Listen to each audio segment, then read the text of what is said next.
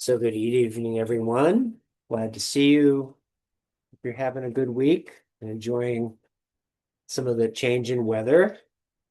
I know I kind of like the cool weather. It's nice change from the persistent heat in Southern California, but it's not for everyone. I like it though. But nice to see you. I'm glad you could be here. We're going to continue with the discussion of the uh, the Bardo of luminosity. So the Bardo or intermediary state that occurs right at the point of the end of the inner dissolution before we get started with that.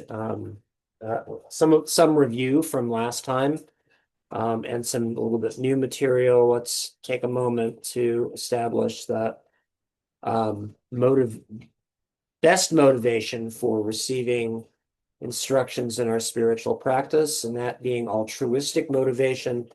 Altruism is the desire that all sentient beings benefit, that um, do, we act in our lives for the benefit of others. So this is integral to the path of the Bodhisattva, the essence of the greater vehicle teaching. The greater vehicle means everyone, not just the solitary vehicle, the lesser vehicle. Greater vehicle is all inclusive. When we practice, we acknowledge that we do this for everyone. When we do anything in our lives, it has a ripple effect. Somehow, somewhere, in some way, our actions matter. So we acknowledge this and make the effort to be able to do practice to benefit not only ourselves, but all other sentient beings without exception. So with that in mind, we can turn our attention back to the end of what we call the inner dissolution, which is where the subtle body or the energetic body and the subtle forms of consciousness all convene into the central channel. And at this point, the mother and father drops have met at the heart, and the breath has already ceased. And this is basically the last breath that the subtle body takes. And at this point, the consciousness of this life exits, and then there is a sense of almost like fainting away. And at this point, if the person has trained in meditation and they've been introduced to the nature of mind, then they can experience this lucidly, almost like we can experience a dream sometimes lucidly by recognizing it. So if we've been trained and have had the experience of seeing this moment of lucidity and emptiness, we will recognize it and become aware of it. And in this case, the experience at this point in the death process is that of space dissolving into clear light. And again, advanced meditators are able to experience this, see it, and the experience is that of a vast expanse of space that has the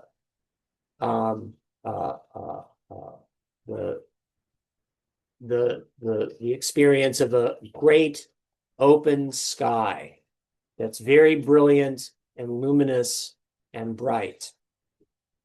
And because the meditator has experienced this before during their meditation practices, it's not unfamiliar to them. They recognize it, and they recognize this as the innate nature of reality, and they're able to rest in that state. They say This is like a child recognizing their mother. This meeting and merging of ultimate clear luminosity in the practitioner's mind continuum is called the meeting of the mother and child. And that is what happens in this meditation state at the point of death, where they experience the luminous bardo of clarity. And we call this again Tukdam. That is that meditative state. Once again, as we discussed previously, if the person is not able to recognize this, that it is not familiar, in this split second after the consciousness leaves the body, they will black out, kind of fade away. As the metaphor again is the child goes and leaps out of the mother's lap as they don't recognize it as familiar, and they go to search for the mother. And what really is this experience of clarity and luminosity?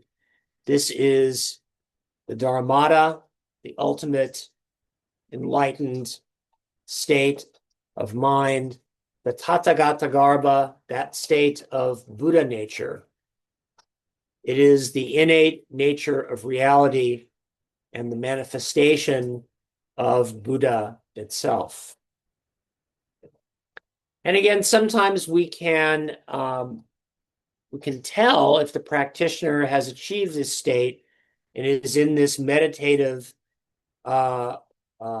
awareness state of Tukdam as they exhibit signs after death that persist. So they may, again, remain warm at the heart center. Their body actually may remain warm, generally speaking. They don't go cold and stiff like typically one does a few hours after death. They retain body heat. They may, at the point of death, adopt the mudra or the pose of meditation and be able to remain in that pose. So that being either the lion side pose that we see when Buddha achieved parinirvana, he laid on his right side. They may sit in meditation posture and just be able to maintain that state of meditation posture for a time after death arrives. Some practitioners in Tibet who do certain types of highest yoga tantra meditation practices achieve what they call rainbow body. Rainbow body is said to be the achievement of being able to achieve enlightenment and go to the next realm without abandoning the physical body. So at that point, the whole body itself dissolves or disintegrates and dissolves into space. And the only thing that remains of these practitioners is the hair and nails. And this is said to show great achievement in this life in terms of their spiritual practice, that they had already in this life attained a state of highest liberation. So this state of liberation is known as the liberation upon recognition, because we recognize at this point of death the true nature of reality. And what happens to those who do not achieve liberation at the moment of the Bardo of luminosity? As I said earlier, they typically black out and they remain in that state of kind of like a very deep dream state that you're not conscious of dreaming, that kind of a blackout, and they'll remain in that state for some time, usually about 3 days. And after these 3 days pass, they enter into the next intermediary state, and that is the Bardo of becoming. So this is the Bardo of the 49 days of time that passes between this life and the next life. And we talk about this as being like the first 10 stages of the uh, uh, states of dependent origination. We talked about that before.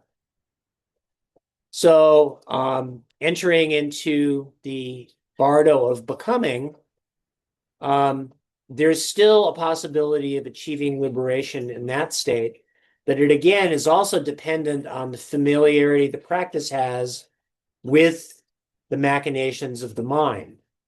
So this Bardo is known as the Bardo where the manifestation of the 108 peaceful and wrathful deities occurs.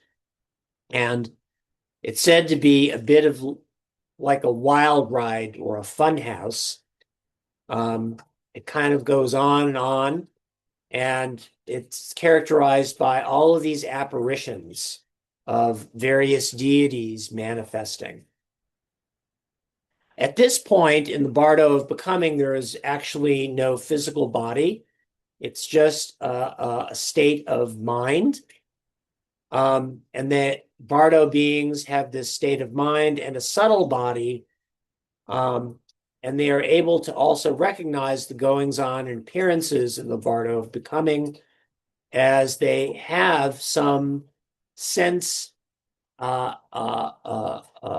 they still have some sense apparatuses that are not physical, but they're just of the nature of mind. This Bardo is very vivid and, like I said, kind of like a wild ride, so it would be very easy to become afraid. And the practitioner who just recognizes this display of the mind as that it is elusive and dreamlike, they will be able to achieve liberation in this state. If they're not given to being moved so much by the things that they experience. Again, so I said that they take the form. They take a form in this realm. They usually take the form of the kind of being they are destined to be in their next life. And they can also are attracted to and can only see other beings from the realm they are destined to be born into. They can see very clearly and hear very, very acutely.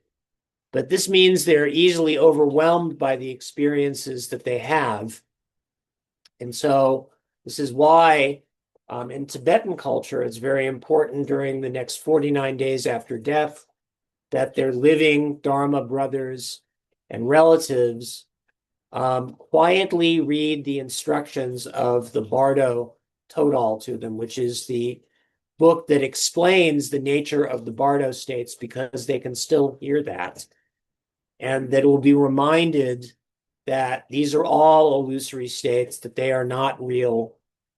And this will enable them to escape a lower rebirth.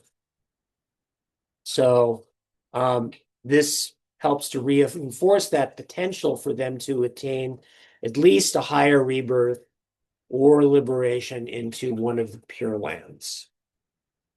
So next time we come back, we'll discuss more a little bit about the 49 days after death, which is that Bardo of becoming.